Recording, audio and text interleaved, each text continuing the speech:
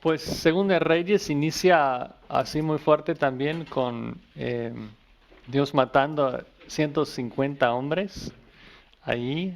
En la vida de los profetas, siempre confirmando el mensaje de los profetas, muy, muy importante. Eliseo, la viuda y la sanación de Naamán, importante porque mostrando la misericordia de Dios hacia las naciones, Jesucristo citando eso de que por qué es que Eliseo no está sanando a gente de Israel, muestra el amor que Dios tiene hacia todo hombre. Eh, Eliseo frustra a los sirios, otro pasaje tan, eh, tan importante allí en donde nos muestra lo que es la fe. ¿Qué estaba haciendo? En 2 Reyes 6:16, ¿te recuerdas de que los sirios tienen toda la ciudad sitiada y Eliseo está ahí con su criado?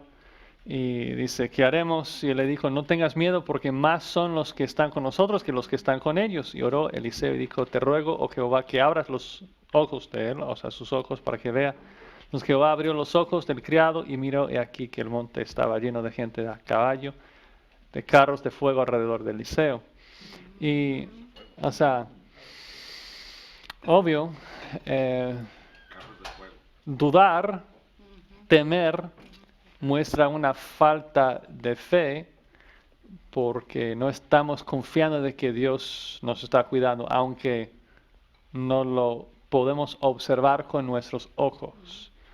Por eso que escuchamos la oración en la vida de abre mis ojos, dame ojos de fe para ver lo que estás haciendo, para ver de que lo que realmente estás haciendo, porque no puedo ver con mis ojos físicos.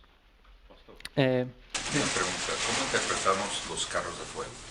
O sea, para él parecía carros de fuego. O sea, obviamente eran cosas espirituales. eh, y el ejército de los ángeles, en ese caso, parece que se manifestaron en una forma para dar confianza al criado y a Eliseo. Entonces son, o sea, carros como carros de faraón, carros de fuego. O sea, yo no sé, yo nunca he visto a un carro de fuego, pero la descripción de ese hombre era así.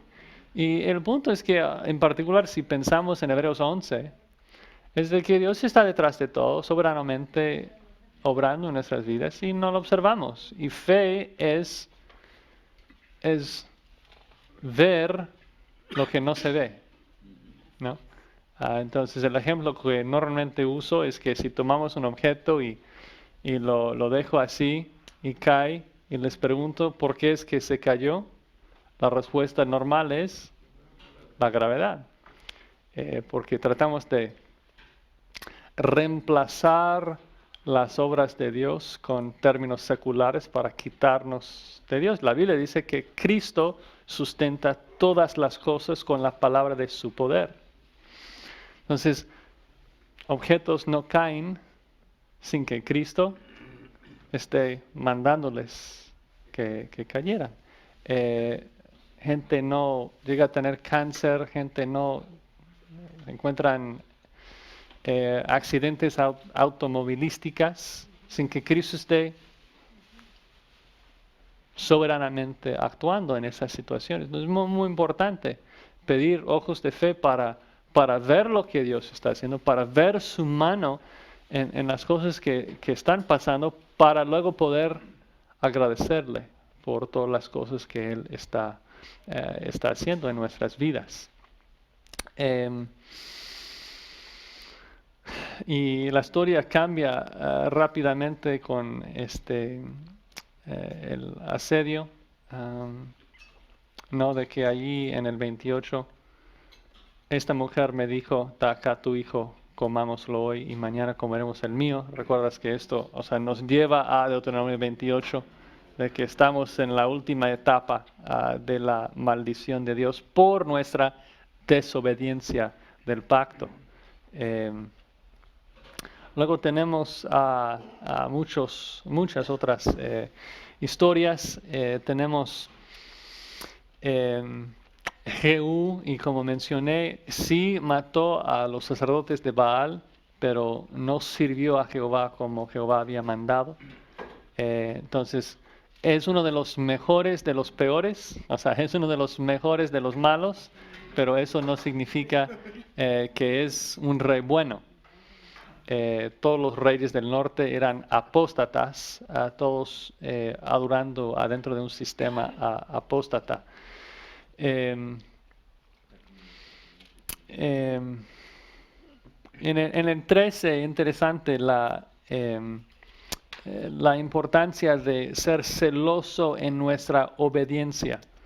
En el 13:19 dices que el varón de Dios está allí y se toma las saetas, y luego que el rey de Israel las hubo tomado, le dijo, golpea la tierra, y él la golpeó 3 veces y se detuvo. Entonces el varón de Dios, enojado con él, le dijo, a dar 5 o 6 golpes hubieras derrotado a Siria, hasta no quedar ninguno, pero ahora solo 3 veces derrotarás a Siria. Como que tenía que obedecer, y entonces lo hace, ok, obedezco. No debemos obedecer así, debemos obedecer con ganas, celosamente. Eso es la forma que Dios quiere que lo obedezcamos. Hablamos un poco de la cautividad de Asiria. Ya vimos la foto de dónde está Siria y cómo es que hizo esto. Y luego la política de que tomó a los del norte, a Siria, pero luego Dios mandó leones, entonces regresó a algunos de Asiria y se mezclaron con las 10 tribus del norte, iniciando la raza de los samaritanos. Luego el reinado de Ezequías es muy muy notorio, en parte por que hay varios capítulos sobre su reino en Reyes y Crónicas, y también porque Isaías toma varios capítulos en su libro para hablar de este caso en donde Asiria tenía Jerusalén sitiada, un ejército grande, y dice, el ángel de Jehová, que es nuestro Señor Jesucristo, mató a 185,000 de los asirios en un solo momento, dándoles la libertad. Y Isaías usa ese evento como el clímax, digamos, de su libro, diciendo, si es que Dios dijo esto va a pasar, y luego lo viste pasar, entonces va a ser fiel a sus promesas aún futuras, ¿no? Que es tan importante para entender el libro, de que, o sea, ellos están en exilio. Y el libro de Reyes narra cosas que pasaron en el pasado con todos esos reyes, viendo, momento tras momento, profecía tras profecía. El profeta dice algo y luego ocurre. El profeta dice algo, la gente desobedece, entonces maldición. El profeta dice algo y el rey lo cree, entonces bendición. Entonces los que están en el exilio también, Dios no nos habla del futuro, Dios no nos habla del pasado para quedarnos en el pasado. No somos como los católicos, de que como Dios nos habla de la cruz, entonces nos quedamos solamente viendo hacia el pasado, dándole siempre gracias por cosas en el pasado. Pero que Dios nos habla del pasado de la cruz para darnos confianza, para creer en sus promesas en el futuro. Y si pensamos en la cruz y nos quedamos allí sin llenarnos de esperanza del futuro, entonces no estamos entendiendo la cruz ni el propósito por el cual Dios nos habla de esto. Entonces igual con el libro de Reyes, no aprendemos la lección si nos quedamos allí en la historia, no aplicamos, Si Dios es así fiel, fiel a maldecir al pueblo cuando desobedecen y fiel para bendecir al pueblo cuando obedecen, entonces, ¿qué debe de ser nuestra actitud hacia las palabras de Jehová que nosotros tenemos? Eh, el reinado de Josías. Bueno, primero Manasés en el 21:10 dice específicamente que era peor de los amorreos. En Segunda Reyes 21:6 en adelante. Segunda Reyes 21:6. Y pasó Manasés a su hijo por fuego y se dio a observar los tiempos, fue agorero, instituyó encantadores y adivinos, multiplicando así el hacer lo malo ante los ojos de Jehová, etcétera, etcétera, etcétera. Y dice allí en el versículo 10, 9, Manasés los indujo a que hiciesen más mal que las naciones que Jehová destruyó delante de los hijos de Israel. O sea, estaban haciendo peores cosas con Manasés que las naciones estaban haciendo. Entonces, cuando llegamos a esto, ya el exilio es inevitable. Josías es el mejor rey de la nación, según el texto. Obviamente lo menciono. El texto dice que Ezequías confiaba mejor en Dios que todos los otros reyes, pero Josías obedecía.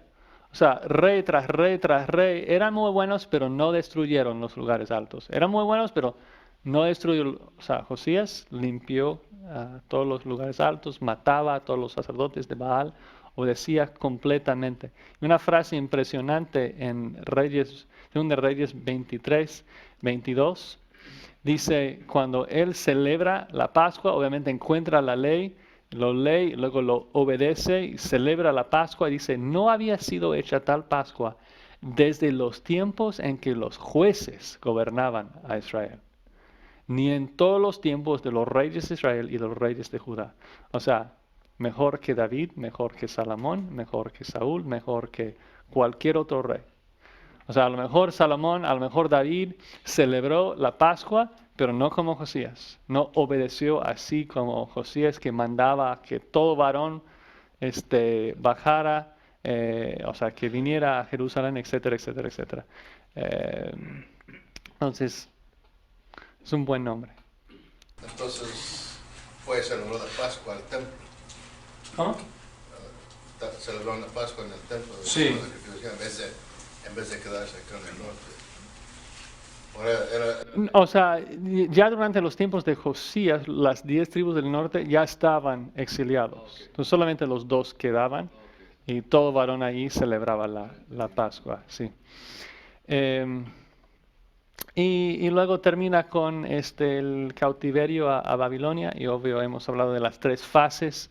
Primero en el 605 con Daniel y los jóvenes, luego en el 597 con Ezequiel, Joaquín y 10,000, y luego en el 586 Israel seguía matando a los vigilantes de Nabucodonosor y todos, y Nabucodonosor tiene que llegar y matar a todos. Personajes clave. No vamos a leer los nombres porque ya hablamos un poco de esto, pero obvio son personajes que deben de conocer. Las 3 fechas del libro ya lo saben. Hablamos un poco de los reyes como temas clave. Primero de Salomón. De algo interesante allí referente al pacto davídico, de que Salomón entendía, y también su padre entendía, de que obedecer era requisito de ser la simiente. Dice David a su hijo antes de morir, para que prosperes en todo lo que hagas, en todo lo que emprendas, para que confirme Jehová la palabra que me habló, diciendo, si tus hijos guardaren mi camino, andando delante de mí con verdad, de todo su corazón, de toda su alma, jamás, dice, faltará a ti varón en el trono de Israel. Entonces David, Salomón entendía, para recibir las bendiciones del pacto de David hay que guardar, hay que obedecer.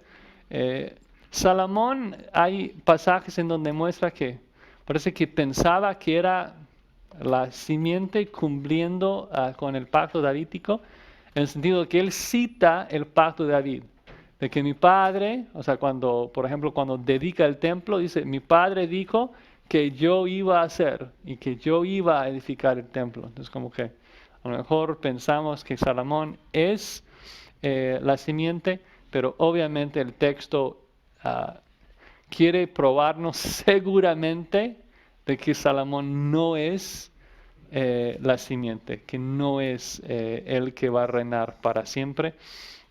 En 1 Reyes 10, 14, por ejemplo, tenemos de que el peso del oro que Salomón tenía, mucho. Luego en el 26, y juntó Salomón carros y gente de a caballo, muchos. Y luego en el 11, pero el rey Salomón amó además de la hija de Faraón a muchas mujeres. Nos van listando oro, caballos, mujeres. O sea, es para decirnos, está desobedeciendo en cada categoría posible en la ley. Y obviamente cuando llegamos a 11 en adelante, dijo Jehová a Salomón, por cuanto ha habido esto en ti y no has guardado mi pacto y mis estatutos, entonces romperé de ti el reino y lo entregaré a tu siervo, no en tus días, sino en otro por amor a tu padre.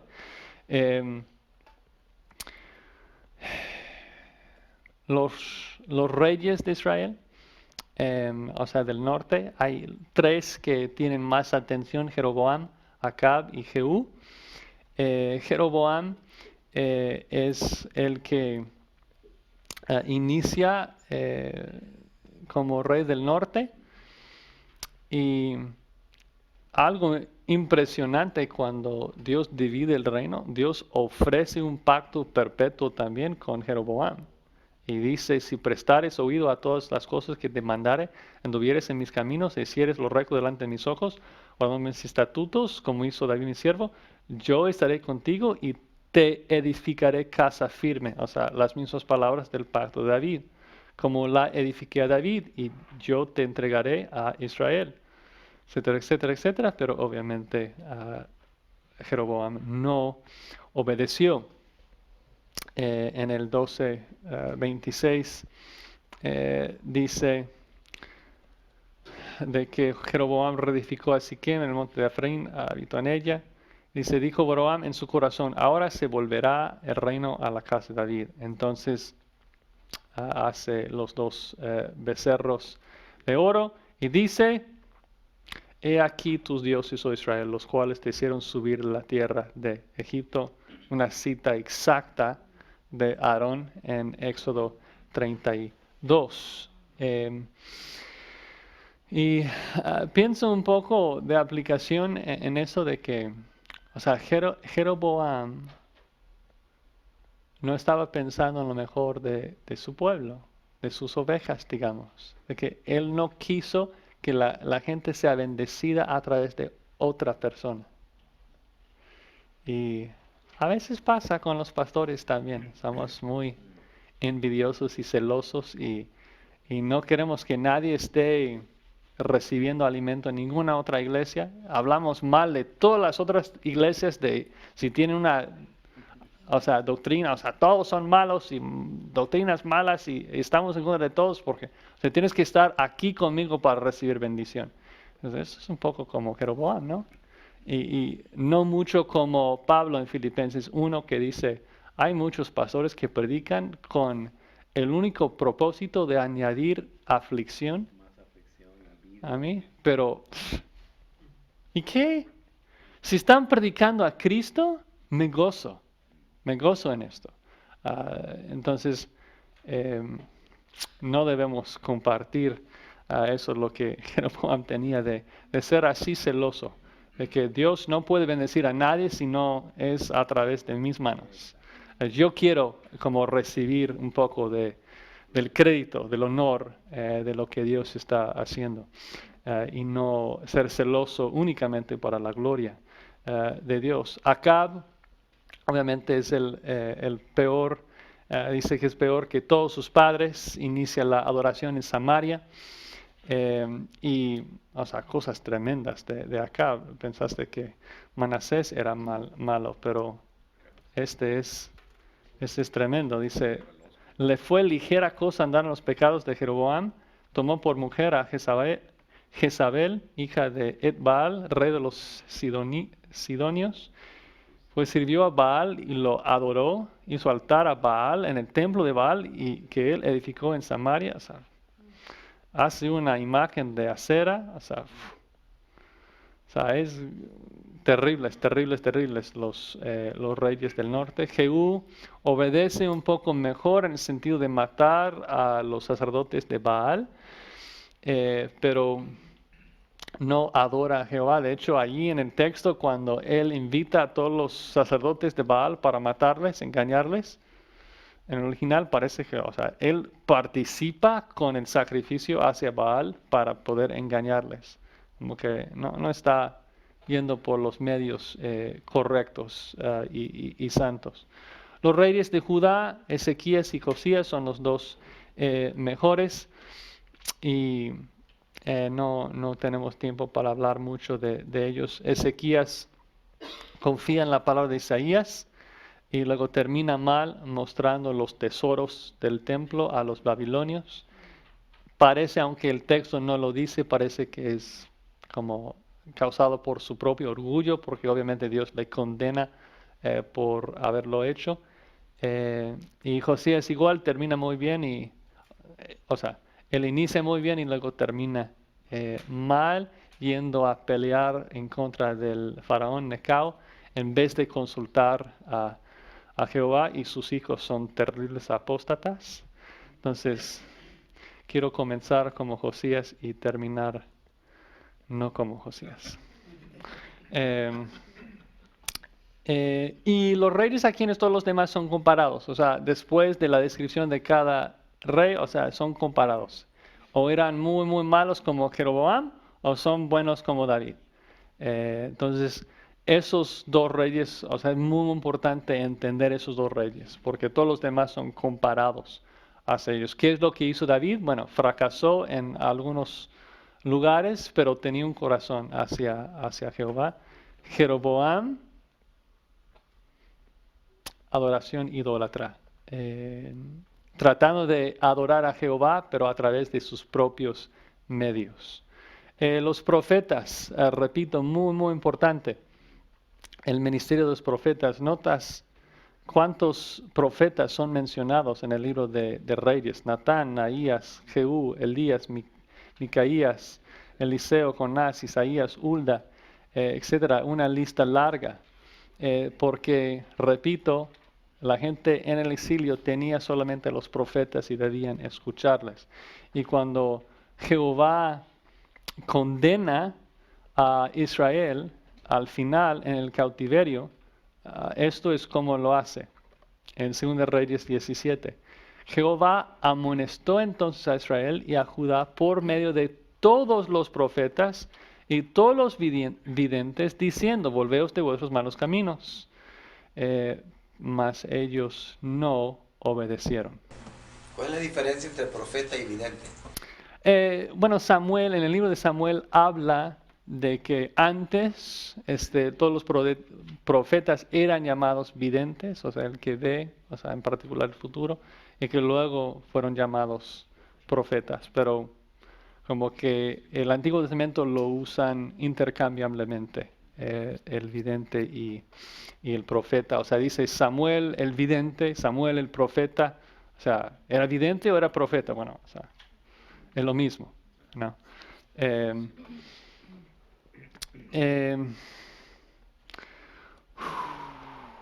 ¿Eso incluye también varón de Dios? El varón de Jehová. Sí, y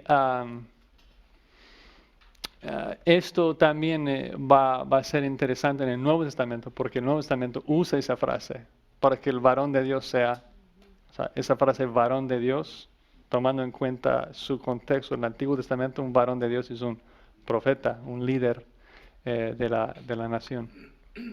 El templo, obvio, muy importante en el punto del libro porque no tenían el templo y debían regresar y construir el templo.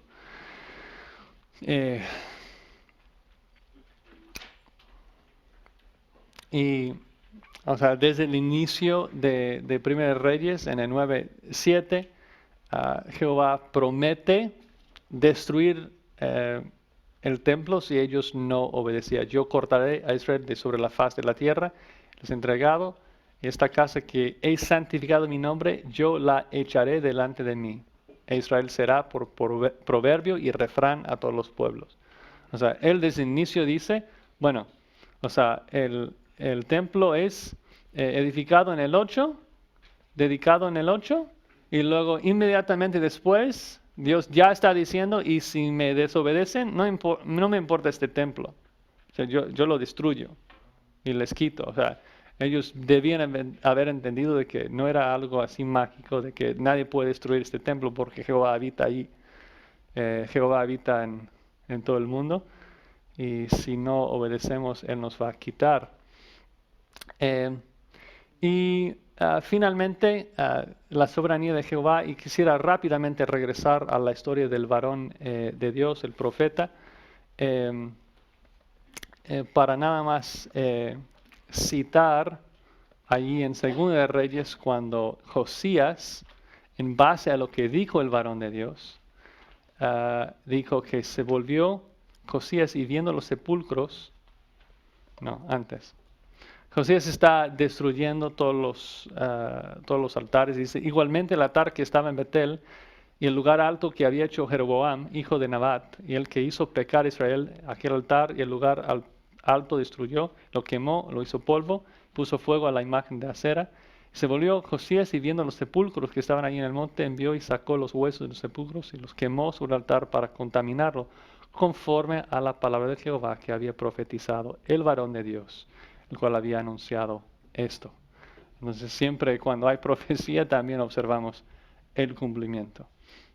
Dios es siempre fiel a su palabra, entonces hay que escuchar a los profetas.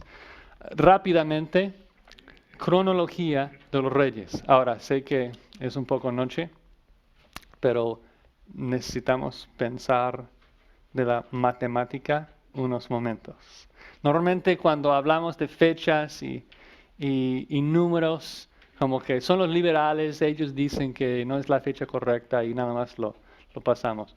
Pero con los reyes quisiera hablar un poco más de esto. Lo que ocurre es de que hay una cronología interna en el libro de Reyes y en Crónicas, donde dice, este reinó esta cantidad de años, Josías reinó esta cantidad de años. Si sumamos todos los años de Judá en el libro de Reyes, tenemos 394.5 años de todos los reyes. Y los del norte, si sumamos todos, son 241.5 años.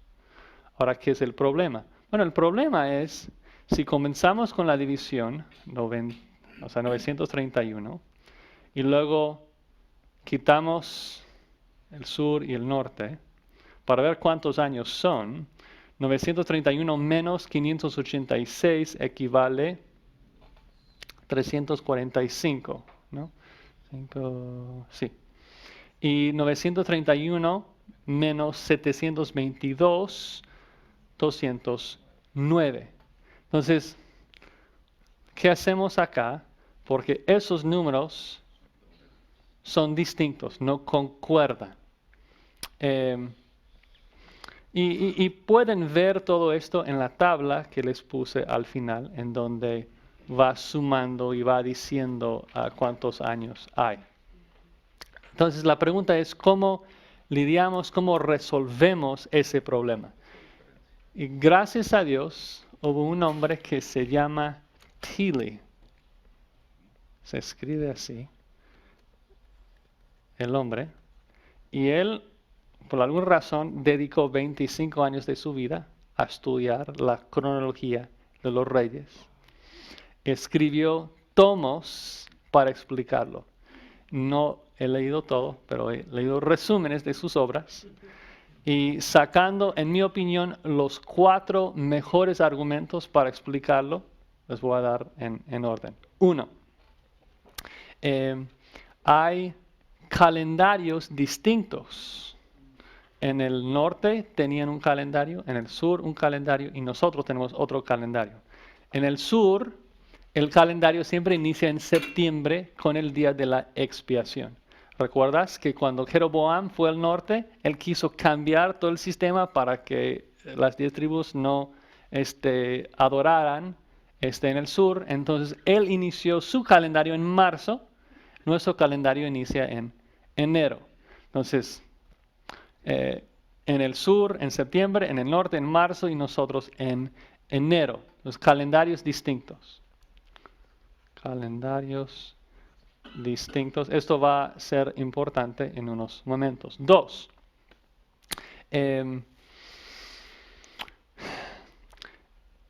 Ellos contaban los años en una forma distinta a nosotros y no siempre igual. Es decir, que a veces el norte contaba de cierta forma y el sur en otra forma. Cuando Babilonia estaba a cargo de todo, cantaban como los babilonios, cuando Medo-Persa, o sea, cambiaban su forma de contar. ¿A qué me refiero? Ustedes, si queremos juntarnos en la próxima clase, digo, nos vemos de hoy en 8. Estoy incluyendo hoy y luego, o sea, hoy y 8 días, o sea, en inglés decimos en 7 días. O sea, y la primera vez que alguien allá en México me ha dicho, nos vemos de hoy en 8, o sea, llegué un día tarde, porque no supe, o sea, en 8 días es, o sea, 8 días después. Entonces, entendiendo esto y los calendarios distintos, va a ser que las cosas son un poco confusas. Voy a darles un ejemplo. Si un rey inició su reinado en febrero de 2012, hablando de nuestro tiempo, y reinó hasta abril de 2014, la pregunta es, en el libro de Reyes, ¿cuántos años reinó? 2 y 4 meses. Alguien dice 2 años, 2 meses, sería como en nuestro calendario, 2 años. Alguien podría decir 3 años, porque reinó durante 2012, reinó durante 2013 y reinó durante 2014, 3 años. En el norte hubieran dicho 4 años. ¿Por qué son 4 años? Porque en el norte su calendario inicia en marzo. Entonces, primer año, febrero de 2000, voy a hacerlo acá, febrero de 2012 a marzo de 2012, año primero. Segundo año, marzo 2012 a marzo 2013. Tercer año, marzo 2013 a marzo 2014. Cuarto año, marzo 2014 a abril 2014. Su reino cubrió 4 años. Entonces, nosotros que somos a veces queremos los detalles, decimos, bueno, o sea, si él comenzó en diciembre de 2012, o mejor para hacerlo actual, diciembre de 2011 y reinó hasta enero de 2012, decimos, bueno, reinó mes y medio tal vez, pero reinó 2 años, según la forma de contar de los judíos. Entonces ves que fácilmente, si hacemos eso con todos los reyes, ganamos los 50 años que hay de desacuerdo, de diferencia. Tercera cosa, es de que muchas veces el libro de Reyes dice este rey comenzó a reinar en el tercer año del rey del norte. Y un ejemplo es en 2 de Reyes 15, 23. En el año 50 de Azarías, rey de Judá, reinó Pecaya, hijo de Manahem, sobre Israel, 2 años. La pregunta es, en el año 50, bueno, año 50 según quién y con qué tipo de referencia, o sea, ¿cómo estás contando los 50 años? Entonces, estamos viendo de que hay formas de resolver esas diferencias. La cuarta cosa es de que hay muchas corregencias entre los reyes. Entonces, digamos claramente de que David dice que reinó 40 años. Dice que Salomón, su hijo, reinó 40 años. Pero David murió después de que Salomón había sido puesto como rey. Entonces no sabemos seguramente que son 80 años, a lo mejor son menos. O sea, a lo mejor hay solapamiento acá. Y en por lo menos 2 casos, en el caso de Joram y de Josafat, no, de Joás, perdón, de Amasías, hay varios en donde, o sea, hay 3 o 4 años de corregencia y el texto lo confirma. Y ahora estoy agregando uno más que me viene a la mente, que es de que el año de los judíos es de ¿cuántos días?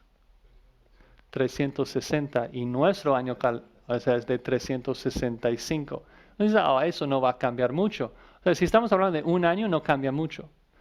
Pero si estamos hablando de 500 años, esto sí cambia mucho. O sea, si saco esto, o sea, si digamos de que 300 años y por 300, no, mejor así, 300 años y sus años son 5 días menos que los nuestros. Entonces 300 por 5 nos da 1500 días dividido por 360 a través de 300 años.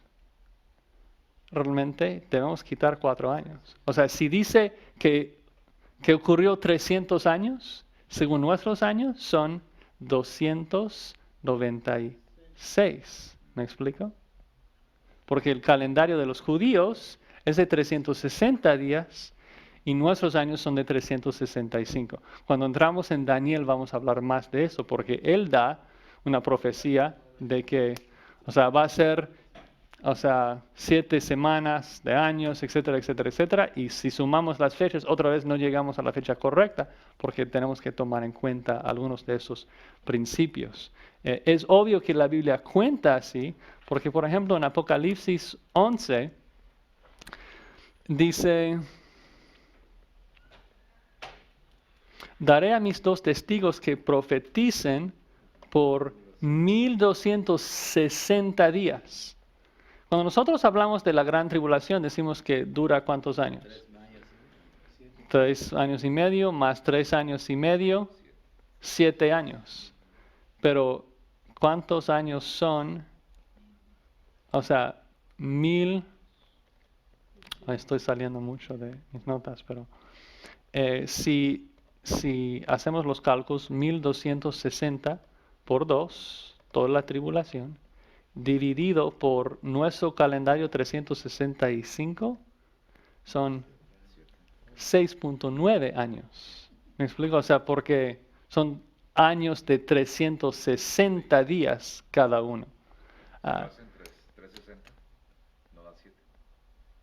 Sí, o sea, obviamente si hacemos 260 por 2,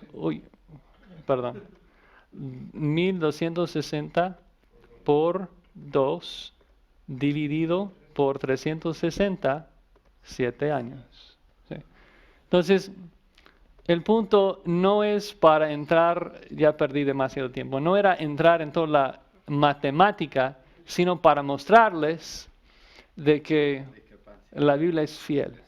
Si dice que reinó esa cantidad de años, es fiel a la audiencia original. A lo mejor no concuerda con nuestro calendario, pero es inerrante según la cultura y los estándares de los tiempos y los años de los judíos. Y entramos en esa discusión en muchos lugares de la Biblia. Hay gente que dice, Metusalén vivió 969 años. Y dices, hay muchos que quieren decir, bueno, los números de la Biblia no son fieles, realmente vivió 87 o 96.9 o algo así. O sea, no, o sea, a lo mejor podemos jugarlo un poco, porque los días son distintos, a lo mejor es porque están contando el primer año y nosotros no, y, o sea, decir, a lo mejor solamente vivió 960 años. Cambiarlo a 96 es otra cosa. Esto es desconfiar en la Biblia. Bueno.